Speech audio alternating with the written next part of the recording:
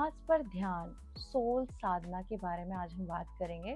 तुम ध्यान करना चाहते हो, शांति चाहते हो, स्थिरता चाहते हो, लेकिन क्या तुमने कभी सच में देखा है कि तुम सांस ले भी रहे हो या बस जीने की जल्दी में सब कुछ कर रहे हो? श्वास तुम्हारे साथ हर क्षण रहती है, जन्म से पहले पल से लेकर अभी तक, बिना रुके, बिना किसी शिकायत के। फिर भी तुमने उसे कभी सच में महसूस करने की कोशिश नहीं की है, क्योंकि तुम्हारा ध्यान हमेशा बाहर की चीजों में उलझा रहता है, विचारों में, लोगों में, भविष्य की चिंताओं में, और जो सबसे करीब है वही सबसे ज्यादा अनदेखा रह जाता है।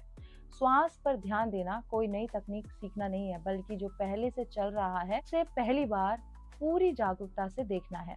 जब तुम शांत होकर बैठते हो और श्वास को महसूस करना शुरू करते हो, तो शुरुआत में ऐसा लगता है कि जैसे कुछ खास हो ही नहीं रहा है, लेकिन कुछ ही देर में मन बेचैन होने लगता है। वह तुम्हें कहीं और ले जाना चाहता है, क्योंकि उसे ठहरना आता ही नहीं। यहीं से असली समझ शुरू होती है कि ध्यान मन को रोकना नहीं, बल्कि हर बार श्वास के साथ वापस आना है।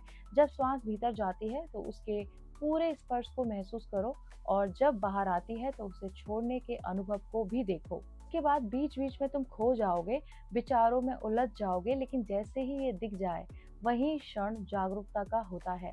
हर बार जब तुम वापस लौटते हो तो सिर्फ श्वास पर नहीं आ रहे होते हो, तुम धीरे धीरे खुद की उपस्थिति में लौट रहे होते हो।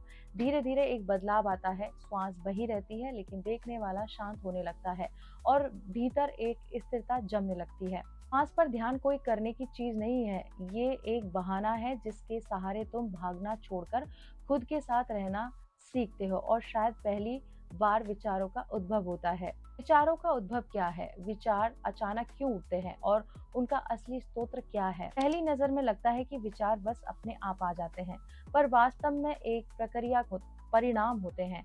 विचार कभी भी पूरी तरह शून्य से नहीं उठते, उनके पीछे हमेशा कोई ना कोई आधार छिपा होता है। तो सबसे पहला आधार है स्मृति। जो कुछ तुमने देखा, सुना, जिया, ये सब मन में जमा रहता है। ये संग्रह सिर्फ यादें नहीं होता, ये तुम्हारी पहचान, मान्यताएं और प्रतिक्रियाओं का आधार बन जाता है।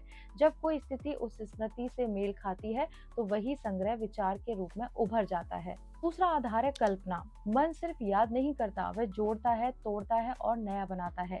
इसी से बनती है भविष्य की तस्वीरें, और भविष्य की तस्वीरें डर और उम्मीदें, जो अभी घटित नहीं हुई फिर भी मन में वास्तविक लगती हैं। तीसरा आधार है प्रतिक्रिया। कोई शब्द, दृश्य या अनुभव तुरंत एक विचार को जन्म देता है।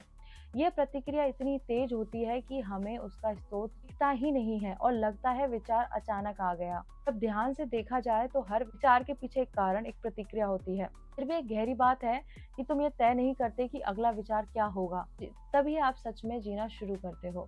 आगे की बातें नेक्स्ट वीडियो में करेंगे। ये जानकारी अच्छी लगी है तो शेयर कर दीजिए, सब्सक्राइब कर लीजिए और मेरे साथ बोलिए ओम नमः पार्वती पते, हर हर महादेव, शिव शंभो, राधे कृष्ण।